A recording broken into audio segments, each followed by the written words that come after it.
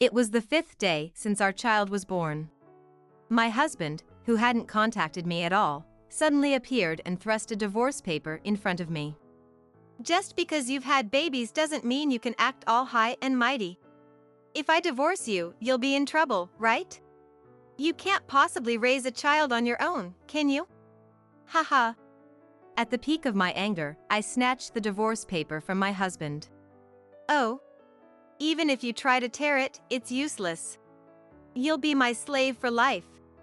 Ignoring my husband's snide laughter, I signed the divorce paper and said, "Fine, let's get divorced." What? My name is Mary, 32 years old. I met Ian, 3 years older, at work, and we've been married for 4 years. I'll work hard, so I want you to support me. Once we have children, I want you to stay at home. Ian had a lonely childhood with both parents working. That's why he strongly wished for me to become a full-time housewife, not wanting our child to feel the same loneliness. I agreed with Ian and became a full-time housewife upon our marriage. Ian, having passed 30 at the time of our marriage, wanted children immediately. I wanted time just for us as a couple, but I also desired children. Feeling a bit lonely, I convinced myself to save our couple's time for our old age. However, even after 1 year, then 2, we were not blessed with a child. As I turned 30, I began to feel anxious. Ian became visibly irritated and started blaming me. Why can't you have children even though you're a full-time housewife? There are plenty of working women who get pregnant. You're in a blessed environment and still can't get pregnant. Who do you think you are? His words hurt, but it wasn't like I chose not to get pregnant. Whether or not a woman works has nothing to do with pregnancy, but Ian blamed me alone. It seemed like he was venting his frustration by ordering me around. You're just lounging around at home without kids, so you should be able to do this much.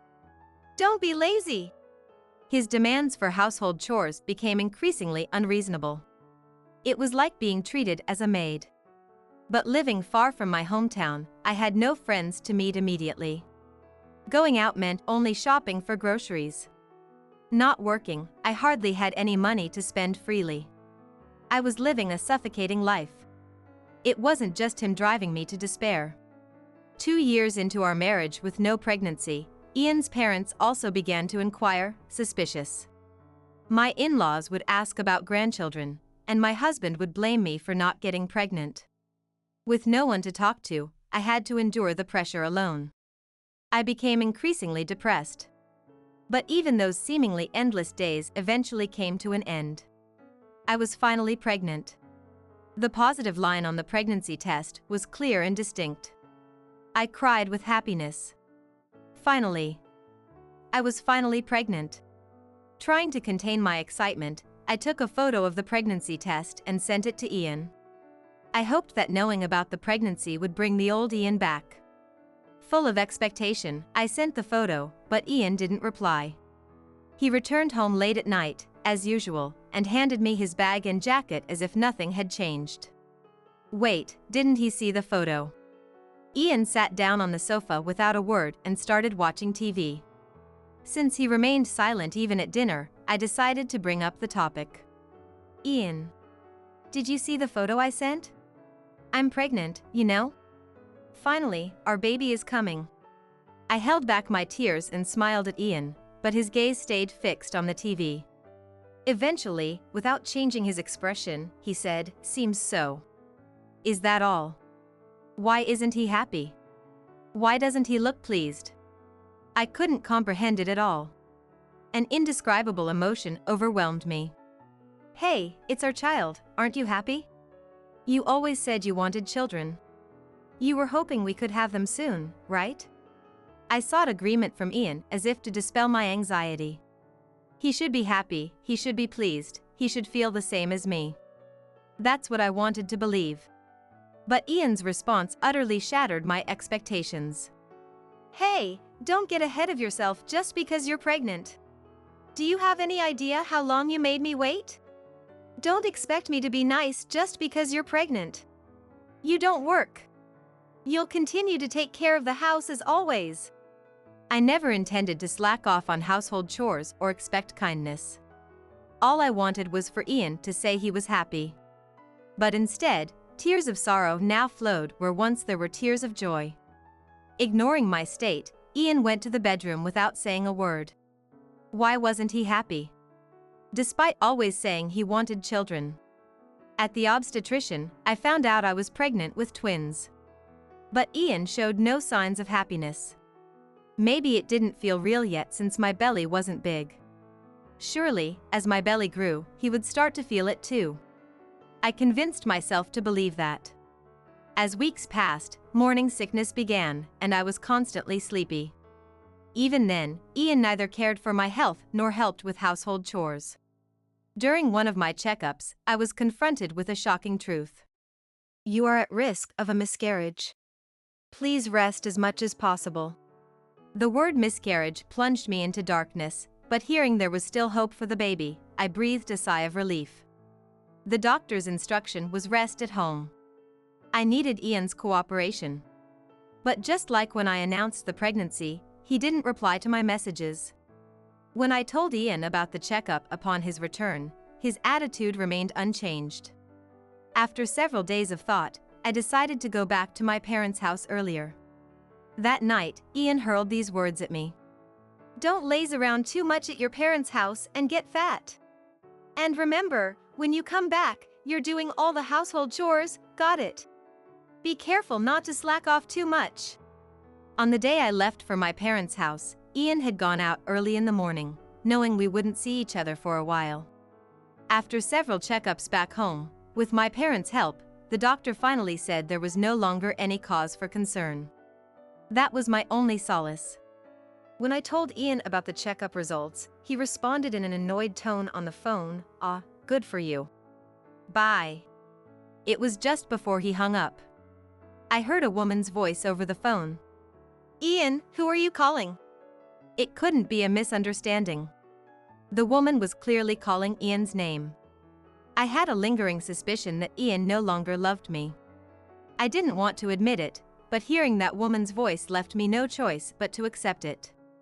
His cold behavior up until now suddenly made sense. Rubbing my growing belly, I made a decision.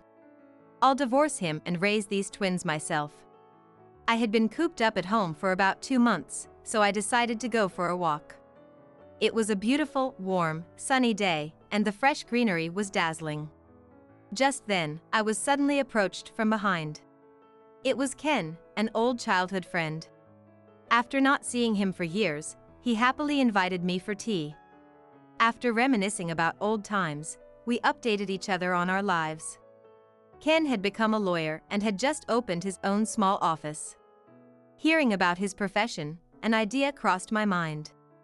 By the way, infidelity can lead to compensation claims, right? I let that slip, and Ken's expression instantly turned serious. What's wrong? If you have troubles, I'm here to listen. Before I knew it, I was revealing my innermost thoughts that I hadn't shared with anyone. About the pain of getting pregnant, how despite that, my husband was indifferent and even enjoying himself with his mistress. As I spoke, I realized tears had welled up in my eyes. I see, that must have been hard. At Ken's words, the tension within me snapped. Despite my age, I burst into tears, heedless of the people around. Calm down, it's okay. I'll help you. Ken tried desperately to comfort me. First, we need to gather evidence. We can't fight without proof of the affair. Evidence. Anything, collect any physical evidence. But can I do it? Do you want me to refer you to a detective agency I know? They're experienced in gathering evidence for divorce cases. Thank you, that would be helpful. Following Ken's advice, I hired a detective to gather evidence of the affair. According to the detective agency, taking advantage of my absence, Ian had been practically living with his mistress at our house. The mistress was a rookie in her 3rd year at the same company where Ian and I worked. Everyone in the company knew Ian was married. Apparently, she knew he was married but still got involved with him. And their relationship had been going on for 2 years. Right around the time we were struggling to have children, and Ian began to get irritable, blaming me for our inability to conceive, treating me like a housekeeper, and acting indifferent even when I got pregnant. Despite my anxiety about the pregnancy, he was having an affair. Knowing the truth, I trembled with anger. So that's why he wasn't happy about the pregnancy, enjoying himself while I suffered in pregnancy. I couldn't just settle for a divorce. I would make him pay dearly. Resolved, I met with lawyer Ken several times to plan. Ken was a great support, always concerned about my health. And right on the due date, I gave birth to healthy twins. Ian showed up unexpectedly 5 days after the birth, when the pain had just started to ease. Hey, long time no see. A 9-day hospital stay, huh? Must be nice. It's not like you gave birth on your own. Late pregnancy, shirking housework while away, and now a C-section? You're a disgrace as a woman. To say such words to a wife, especially one who had just given birth. He didn't even try to look at the children's faces. I didn't want to think of such a man as the father of my twins. Barely containing my anger, Ian handed me a piece of paper. The divorce papers already had Ian's signature on them. Do you understand what this means, right? Don't get cocky just because you had babies, or it's instant divorce. You'd be in trouble if divorced, right? I'll never forgive any negligence in housework just because there are kids. My husband was flaunting the divorce papers in front of me. At the peak of my anger, I snatched the papers from him. Tearing it up is useless. I can just get another one from the city hall. Ignoring Ian's sneering, I pulled out a pen from my bag. Fine. Let's divorce. I've been thinking the same. What? I won't let this man touch my children. I just wanted him to disappear from this place. With that thought, I signed the divorce papers. Ian, mocking me, reached out to snatch them. Do you even understand what you're saying? What will you do with these kids if you divorce me? You can't raise them alone. Don't be stubborn, just be my slave for life. I've already told my parents about the divorce. I'll be living at my parents' house from now on. I don't need a man who cheats. We'll see how long that bravado lasts. You can't manage without me. You'll regret it when you realize that. That's when Ken's voice was heard. Excuse me. I am Ken Brown, Mary's attorney. If you don't let go right now, I will call for help. Ian quickly released his grip at the sudden appearance of the lawyer. Who are you? What do you mean by lawyer? As if to intimidate Ken, my husband stepped forward and raised his voice. But Ken was unfazed. He must have been through many such confrontations before. Ken calmly continued. We have already secured evidence of the affair. If you refuse divorce, it will lead to mediation or a lawsuit. The same goes for refusing to discuss compensation. Wait a minute. I didn't agree to any divorce. He initiated the divorce, and now he's backpedaling. I couldn't stand his absurdity any longer. While Ken was persuading Ian, I handed the signed divorce papers to Ken. Mr. Brown, please take care of this. Ian tried to snatch them, but Ken promptly put the papers in his bag. I'll keep them safe. Ken's demeanor was undeniable. Realizing he couldn't oppose the lawyer, Ian then clung to me. Hey, you're joking, right? We're not really divorcing, are we? You can't live without me, right? With twins. It's expensive. You'll struggle without me. I looked coldly at Ian. My glare made him flinch. You're the one who brought up divorce. I will divorce and get compensation. You have no intention of doing housework or childcare, right? I know that. Don't you dare tell me to be a slave. Don't underestimate women. Stunned by my raised voice, Ian was speechless. I delivered the final blow. If there's anything in the future, go through Mr. Brown. It's pointless to come here. I've asked everyone not to let you in. We have nothing more to talk about. Get out. Hearing that, Ian's face turned red and he raised his fist. What the? But a cough from Ken made him come to his senses, and he lowered his fist weakly. Please leave now, said Ken. Accepting defeat, Ian slumped his shoulders and left the room. Later, I asked my parents to submit the divorce papers to the city hall. They were accepted without issue, and I was finally officially divorced. Since Ian kept calling and emailing, I changed my phone. Ken, as a professional, handled everything brilliantly after that. We received proper compensation from Ian and his mistress, so I shouldn't have any financial trouble for a while. Months later, they both quit the company. Their affair became known, and the woman resigned immediately. Ian was transferred to a regional office, but rumors followed him, and he had no place there.